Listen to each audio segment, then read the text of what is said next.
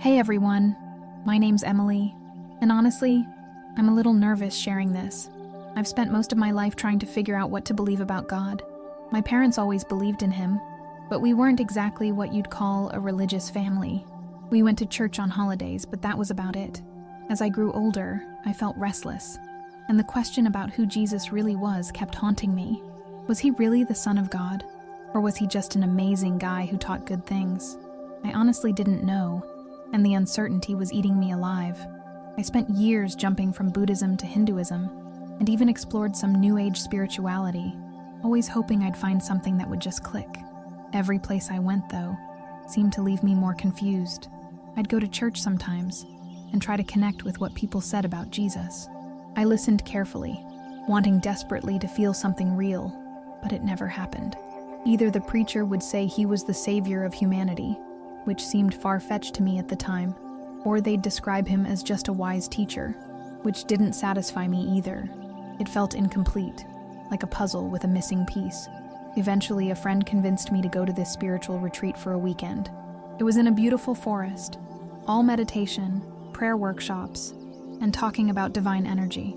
I went hoping I'd finally get some clarity, but honestly, by the end, I was even more frustrated than before. On the drive home from that retreat, I remember feeling pretty drained and annoyed. It was late afternoon, and the sun was low, casting a golden glow on everything around me. I'd spent 2 whole days meditating, talking, trying so hard to feel something genuine, some kind of clarity, but nothing had happened. I remember gripping the steering wheel, and out of pure frustration, saying out loud, "God, seriously, if you're real and Jesus really is your son, just show me something. Give me something concrete. I'm tired of guessing." I didn't expect any real answer, honestly. I'd prayed like this before, always into thin air, and I'd gotten used to silence. But this time was different. Literally a second after those words left my mouth, everything changed in a flash. I saw a huge truck barreling straight at me, right into my lane. There was no time to swerve or even scream, and suddenly there was a massive crash, metal crunching, glass shattering, pain exploding through my body, and then just silence. What happened next is still hard for me to describe without getting emotional. One moment I was in terrible pain, aware of my car being crushed and twisted. The next, I felt nothing but peace. Not just calm, but actual peace, the kind I'd never known in life. I remember vividly floating, as if weightless, looking down at myself still strapped in the driver's seat. I could see the wreckage clearly, the shattered windows, paramedics frantically rushing toward my lifeless body, but oddly, I felt zero fear or panic. It was almost as if the emotions I'd carried my entire life, fear, worry, doubt, confusion, had simply evaporated. Everything around me felt strangely quiet, muffled, like watching a muted film. I knew intellectually I should have been terrified seeing my own broken body, but I wasn't. Instead, there was this surreal sensation of relief, a deep, comforting presence nearby. I couldn't see anyone at first, but I sensed I wasn't alone, like someone or something was gently guiding me upward, away from the chaos below. From there, the vision didn't stop. I was swept through time, no longer just observing, but living the moments. I saw Jesus grow from a child into a man, his life, his teachings, his compassion. It was like I could feel his every step, every word he spoke. I was standing there in the crowds, feeling the hunger, not for food, but for something deeper, something eternal. I felt it in my chest, the pull toward him, the desperate need for the peace he offered. Then I saw him heal the sick with just a touch. These weren't just stories. I was witnessing it all. The sick rising, the blind seeing, the lame walking. It wasn't just powerful. It was pure. I could feel his love radiating out to everyone he touched. And then the betrayal. I saw Judas. I watched the moment he turned against him. There was no anger in Jesus' eyes. Not hatred, not fear, but sadness, pure sorrow. He was hurt, deeply, but not in a way that demanded revenge. It was sorrow for someone who had lost their way, and the weight of that sorrow felt like a knife in my soul. Next, I was there at the crucifixion. I wasn't just witnessing it, I was feeling it. It wasn't just the physical pain of the nails, though that was unbearable. It was more than that. I felt the weight of the world, every sin, every sorrow, every brokenness, crashing down on him. It was a darkness unlike anything I've ever felt. It wasn't just him on the cross. It was the weight of all of us, our failures, our lies, our hatred. And yet he took it willingly. He didn't fight it. He embraced it, suffering so that we wouldn't have to. I heard his final words, "It is finished." But they didn't sound like just words. They were the most heartbreaking cry I've ever felt, not just for him, but for the world. In that moment, I understood. He wasn't just a man, not just a great teacher. He was God's very heart, poured into human form. He was the answer to everything I had been searching for my entire life. I could feel it deep in my soul. He wasn't just the Son of God. He was the way, the truth, and the life. The resurrection was the final piece of the puzzle that shattered everything I thought I knew. I was there, standing before the tomb. The stone was rolling away, and as it moved, a light so bright it was beyond anything I could comprehend exploded from within. It wasn't just light, though. It was life. It was victory. The moment Jesus stood, rising from death, I felt it in every part of me. It wasn't just that he conquered death. It was that he gave life. He didn't just survive. He transformed everything. I understood why the world could never forget him. Why his name wasn't just a story. It was a force that changed history, that continues to ripple through the very fabric of existence. And in that moment, as I stood in awe of him, I heard God's voice again. But this time, it was different. It was filled with a love and sorrow so deep, so powerful, that it pierced my soul. He is not just my son. He is my heart, given for you. Everything about that moment left me in tears. It wasn't just the overwhelming love I felt.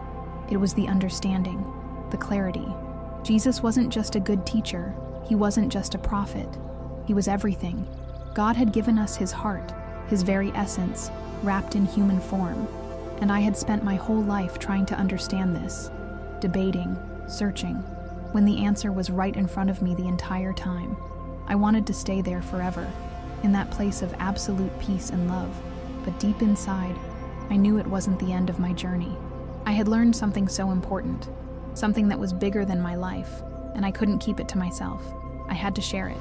I had to tell the world what I had seen, what I had learned. But before I could say anything, God's presence shifted, and I felt the pull again. This time, it wasn't a gentle tug. It was an urgency. I knew without a doubt I was being sent back. As everything around me began to change again, I felt a strange but undeniable urgency. The overwhelming peace and love that surrounded me started to shift, becoming more intense, and I realized that I wasn't meant to stay in this realm of perfect tranquility forever. As much as I wanted to remain in this place where everything made sense, and I felt whole for the first time in my life, I understood that there was a purpose for this experience. I had seen the truth, and now it was time for me to share it.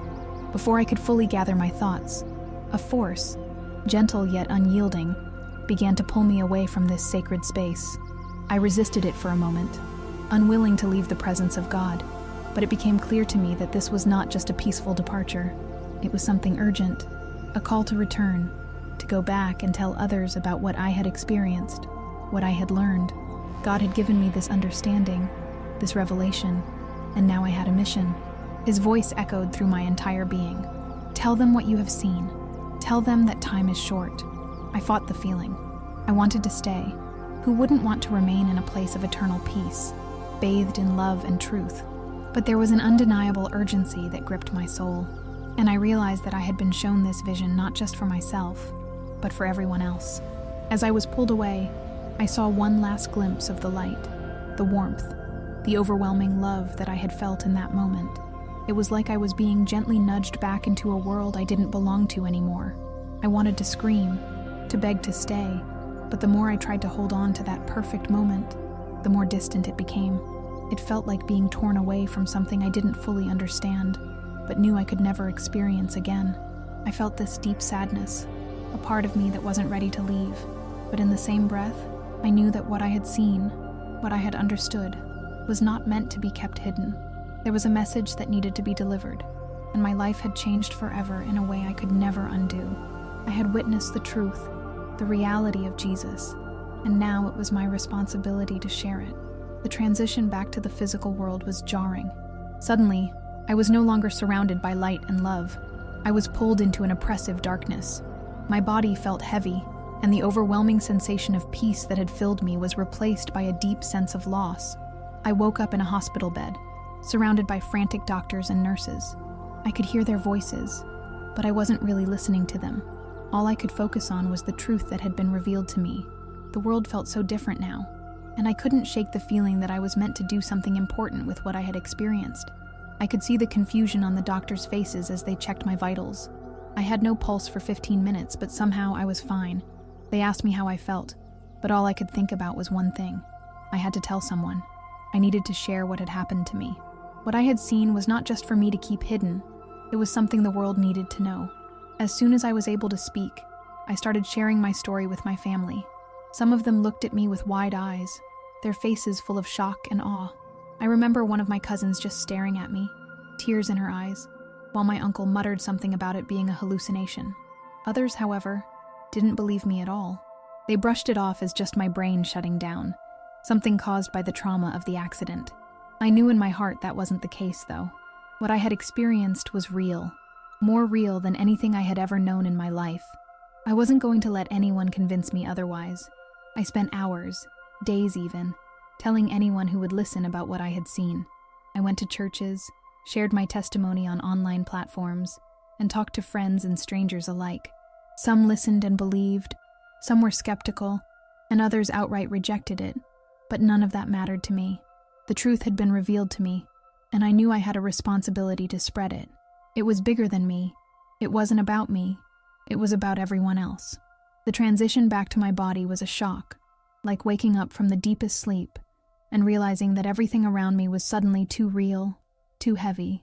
I could hear the chaos of the hospital, doctors and nurses moving quickly, voices raised in alarm, the beeping of machines, but none of it felt real to me.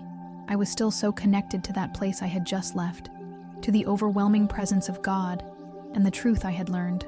I remember being acutely aware of every part of me, how my body felt, how heavy it was, how ordinary it seemed compared to the pure weightlessness I had experienced. The peace, the clarity, the love that had flooded my soul was gone, replaced by the sterile, frantic energy of the hospital. I should have been panicking, considering how I had died, but all I could think about was what I had seen, what I had felt. I had been shown the truth. Jesus was not just a man. He wasn't just a prophet. He was the Son of God. He was God's heart, poured into human form for us, for me. This wasn't just some theological idea. It was a profound, living truth that had been revealed to me in the most powerful way. I couldn't keep it to myself.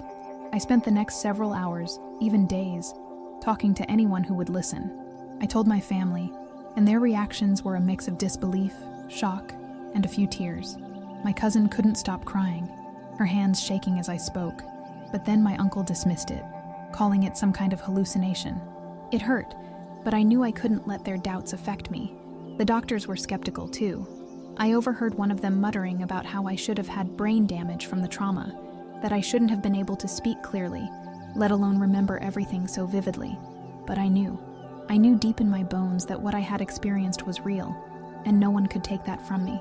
As soon as I could, I started telling people about the experience.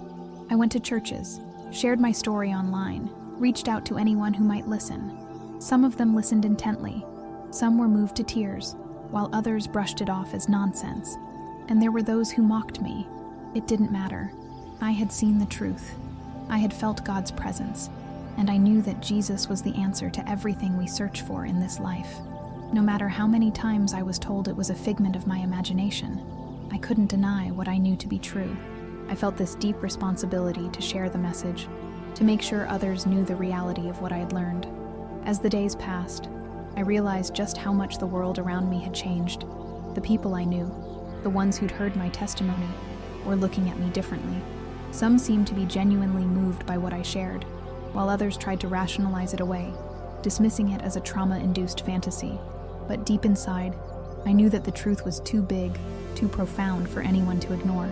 I couldn't explain it all in the way I wanted to, and I certainly couldn't make everyone believe me. But I knew one thing: I had to keep sharing, No matter how many people turned away or mocked me, I could still hear the voices in that dark place, the cries of regret, the voices filled with sorrow, from those who had rejected Jesus or never truly understood him. Those voices echoed in my mind, and I knew I couldn't let them go unheard. It wasn't about convincing people in the traditional sense. It was about planting a seed, about offering the truth I had been shown, and letting them decide for themselves. The urgency I felt in the moments before I was sent back stayed with me every single day after. Time was running out. The message was clear. Jesus was the way, the truth, and the life, and there was no other path. Every time I looked at the news, at the state of the world, I felt that same sense of urgency growing. People were distracted, caught up in their lives, in their struggles, in the things of this world. They were so focused on wealth, status, and success that they ignored the one thing that truly mattered, where they would spend eternity. I saw it in the way people argued over trivial things, the way churches watered down the gospel to fit in with the world, to avoid offending anyone. It broke my heart to see the world so deceived, so divided, when the truth was right there, ready to be embraced. I had seen the people in darkness, the ones who had rejected Jesus, and the ones who had thought their good deeds or church attendance would be enough. It wasn't enough. I realized that the way to eternal life wasn't through a set of rituals or beliefs. It was through a relationship with Jesus. I had seen what happened to those who turned away, who waited too long, who thought they had time. There was no time left. I felt the weight of the world pressing in on me, knowing that I couldn't stop the clock, that I couldn't make everyone listen, but I had to try. The message had to be shared. As the days unfolded after my experience, it became increasingly clear to me just how deeply my world had shifted. Everything around me seemed so small in comparison to what I had witnessed. The people I spoke to, my family, friends, and even strangers who listened to my testimony, seemed to be processing my words through their own lenses. Some of them were moved, some were visibly shaken, and a few even broke down, overwhelmed by the emotion and truth I was sharing. But of course, there were also those who couldn't fathom what I was saying. Some of my family, people I had known my entire life, looked at me as if I were delusional. They dismissed my words as nothing more than a hallucination, just the effects of trauma or a vivid dream induced by the accident. I didn't let their disbelief hurt me. I couldn't, because deep inside, I knew with every fiber of my being that what I had seen, felt, and experienced was real. It wasn't just some fleeting idea or a random thought that would fade with time. It was truth that had been revealed to me in a way that was so visceral, so undeniable, that there was no turning back. What I had learned about Jesus, about God's love, about the world we live in, and the eternity we are all walking toward, these weren't just abstract concepts. They were a reality that had changed me forever. And I wouldn't keep that to myself. The more I shared my testimony, the more the weight of it pressed down on me. I couldn't help but feel the urgency in my heart, the urgency I had felt in that moment before I was sent back. It wasn't just about me anymore. It was about everyone around me, about everyone who might be living in ignorance, believing they had time to figure it out later. Time was running out. As I looked around, I saw the world in a completely new way. The distractions, the noise, the busyness of life. It was all so temporary, so fleeting. People were chasing after things that wouldn't last, living in constant pursuit of wealth, status, and success, but they were forgetting about their eternity. It was as if they were blind, rushing through life without ever truly stopping to ask the big questions, to question what really mattered. And that's where the tragedy was. I saw how distracted and divided the world had become, how Christians, even churches, had become so focused on pleasing the world that they had watered down the message of Jesus. I saw how people were trying to fit him into their own version of faith, turning away from the full truth of who he was.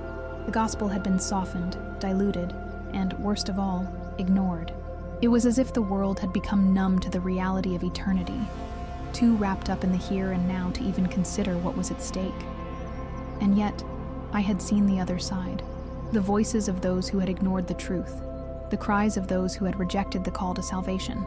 I couldn't shake the faces of the people I had seen in that dark place, the regret in their eyes, the sorrow in their voices. They had chosen their fate by waiting too long, by thinking they had more time to make a decision. But they didn't. And in that moment, I understood the weight of the responsibility on my shoulders. I couldn't let that happen to anyone else. The more I reflected on what I had experienced, the more I realized how crucial my mission had become. I wasn't just sharing a story. I was sharing the reality of what I had seen and felt. This wasn't just a religious debate or a theological discussion. It was about life and death, eternity and time. People needed to know the truth, and I couldn't stop now. I could hear the voices in my head, those souls I had seen in that dark place, those who had turned away from Jesus or never fully embraced him. The regret in their eyes still haunts me. They had thought they had time. They had thought they could keep putting it off, that they could live their lives however they wanted, and then get around to making a decision later. But that wasn't how it worked. I saw the shock on their faces as they realized the truth too late. I saw how desperately they wished they could go back, make a different choice, embrace the love and salvation that had always been offered to them. It was heartbreaking. And as I shared my story, I couldn't help but feel that same urgency. I knew there were still people out there, people I loved, people I didn't even know, who were doing the same thing, putting off their decision, thinking they had more time. I had to make them see, make them understand that time was running out. It wasn't about religion or rules. It was about Jesus, about his love, his sacrifice, his resurrection. It was about eternal life and how we all have the opportunity to choose it. I kept sharing my testimony, no matter how many people turned away, no matter how many questioned my experience. I knew in my heart that the truth was too important to be silenced. And as I did, I saw the world in a different light. People were so caught up in the distractions of life, so consumed by the temporary things that seemed important in the moment. But when you step back and see the bigger picture, when you understand what's really at stake, it all becomes so clear. I saw churches watering down the gospel to fit in with society's values. I saw Christians who believed in Jesus, but lived like he didn't matter. I saw people living for money, for success, for pleasure, without any thought for their eternity. It was like a fog had settled over the world, and only a few people were waking up to the truth. The more I shared, the more I felt that urgency. It wasn't about convincing people with logic or reason. It was about sharing the truth and letting them make their own choice. But I couldn't stop. I couldn't let anyone stay in the darkness when I had seen the light. The weight of what I had witnessed, of what I had learned, kept pressing on me. I knew I had to tell them. The world was running out of time, and the only hope, the only truth, was Jesus. As I continued to speak to anyone who would listen, I began to see a pattern. So many people simply didn't understand the urgency of the message I was trying to share. They were caught up in their day-to-day lives, in the mundane distractions that had no lasting value. They were so focused on what was in front of them, money, relationships, entertainment, that the reality of eternity seemed far away, almost irrelevant. But I knew, deep down, that eternity was the only thing that truly mattered. I couldn't help but think about how many people were living their lives thinking they had more time, putting off the most important decision they could ever make. I had seen the faces of those in regret, the deep sorrow in their eyes as they realized too late that they had rejected the one thing that could save them.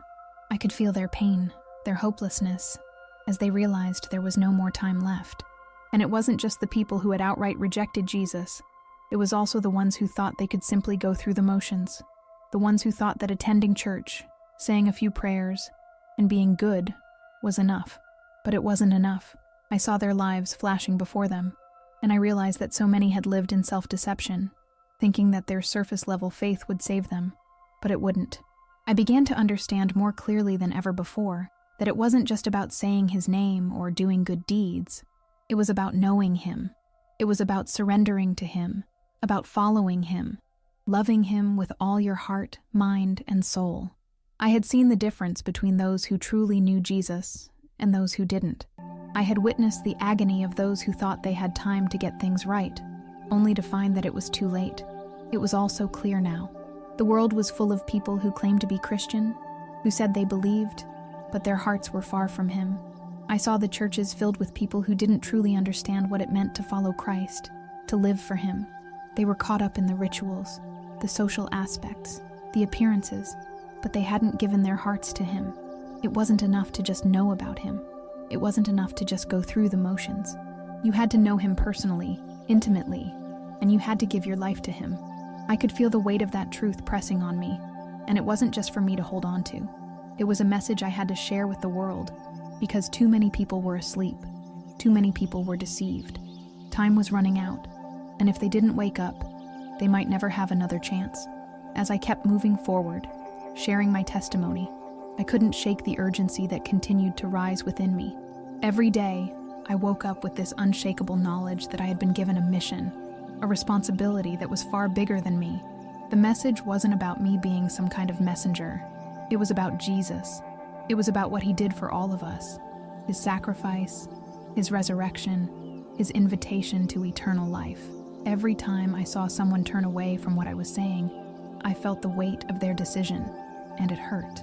It hurt in a way that words couldn't fully express, because I knew what they were missing. I knew the peace, the clarity, and the love that they were rejecting. It wasn't just a rejection of a religious figure, it was a rejection of truth. I had seen what happens to those who turn away, and the pain of knowing that many people would continue to live in ignorance, making choices that would cost them eternity, was unbearable. It became almost like a fire inside of me, pushing me to speak louder, to reach anyone I could, to make them understand that this was the most important thing they could ever hear in their lives. Every moment was too precious. The world was full of distractions, people lost in the noise of their daily routines, but the truth was right in front of them, waiting to be embraced. And I couldn't stay silent, not when I had seen the reality of what was at stake. The thought of others standing before God, realizing too late that they had missed the truth, filled me with sorrow, but also with a fierce determination to never give up. But even though I felt that weight, I also felt hope. I knew that there were still people out there who were searching, who were ready to hear the truth. I could feel it in my heart, the ones who were lost, the ones who were ready to wake up, the ones who would receive the message, and that gave me strength. I knew that I couldn't stop, no matter how many people rejected me or mocked me. The truth had been revealed to me, and I couldn't keep it to myself. I had seen it so clearly, so intensely, and I knew that the time was now. There was no more time to waste. It was time to act, to speak, and to warn. The message was clear. Jesus is not just a man. He is the Son of God, the way, the truth, and the life. And through him, we can find salvation. We don't have forever to decide. Every day is a gift, but time is running out. I had been shown the truth, and now it was my turn to share it. And no matter how hard or uncomfortable it got, I would continue to speak it until my last breath, because the world needs to know Jesus is the answer, and he is waiting. As I continued my journey, I began to realize that this mission was not about numbers or recognition. It was about truth, and that truth was something deeply personal to each individual. I wasn't there to force anyone to believe what I had seen, but I was there to offer them the opportunity to choose truth, to choose love, to choose eternity. And I knew, deep down, that the truth I had experienced wasn't just for me, it was for the whole world. It wasn't about a religious system or following rules. It was about knowing Jesus, truly knowing him, and having a relationship with him that would change your life forever. I may not have been able to reach everyone, but as long as I could reach even one person, it would all be worth it. Every tear, every rejection, every moment of frustration, because I knew that the time was short, and one soul saved was worth everything. The message I had been given wasn't just a message of warning. It was a message of hope, a call to awaken to the reality that we are loved, that we are seen, and that we have the chance to change our eternity through Jesus Christ. So I will keep telling this story. I will keep speaking the truth, because the time is now, and I want everyone to know that there's hope, there's salvation, and it's found in him.